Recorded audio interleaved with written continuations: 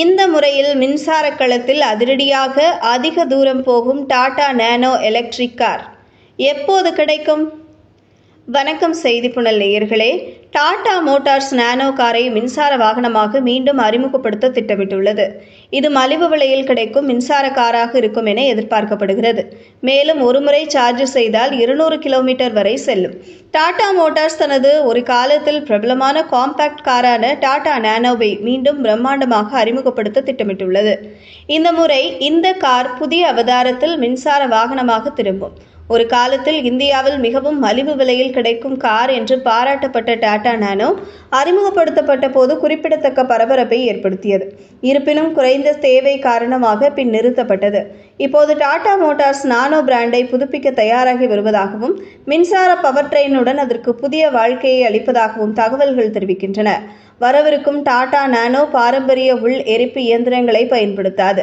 பெட்ரோலில் இயங்கும் அதன் முந்தைய பதிப்பை போலல்லாமல் புதிய நேனோ முழுமையாக மின்சாரமாக இருக்கும். இந்த நடவடிக்கை நாட்டில் சுற்றுச்சூழலுக்கு உகந்த இயக்கம் தீர்வுகளின் வளர்ந்து வரும் போக்குடன் ஒத்துப்போகிறது. டாடா மோட்டார்ஸ் தனது மின்சார வாகன இலாக்காவை தொடர்ந்து விரிவுபடுத்துவதால் நானோ ஈவியை அறிமுகப்படுத்துவது தொடக்க நிலை ஈவி பிரிவின் அதன் இருப்பை மேலும் வலுப்படுத்தும் என்று எதிர்பார்க்கப்படுகிறது. டாடா நானோ ஈவி நிறுவனத்தின் மிகவும் மலிவு விலையில் கிடைக்கும் மின்சார சலுகையாக மாற வாய்ப்புள்ளது. டாடா ஏற்கனவே டியாகோ ஈவி, டிகோர் ஈவி மற்றும் நெக்ஸான் ஈவி போன்ற பிரபலமான மின்சார மாடல்களை கொண்டுள்ளது. இந்த வரிசையில் நானோ ஈவி சேர்க்கப்பட்டுள்ளது.